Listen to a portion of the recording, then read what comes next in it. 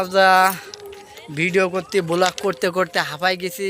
সেই হাঁপানো অবস্থায় প্রচুর পরিমাণ খিদে লাগছে, এই জন্যে আমাদের জন্য খাবার আনতে গেছে আজমির।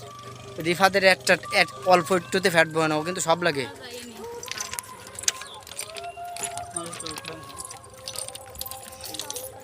আসলে কি একটা জিনিস খিদে লাগলে ফ্যাটের জিনিস ফ্যাট সামলাতে পারে না কেউ, এই জন্য আজমির খাবার কিনে নিয়ে আইছে। আমরা এখন এনে বসে খাইয়ে দায়ে তারপরে যে যে ভাগ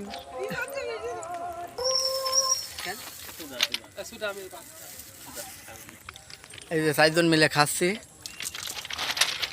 রেল লাইনে সেই মেট্রো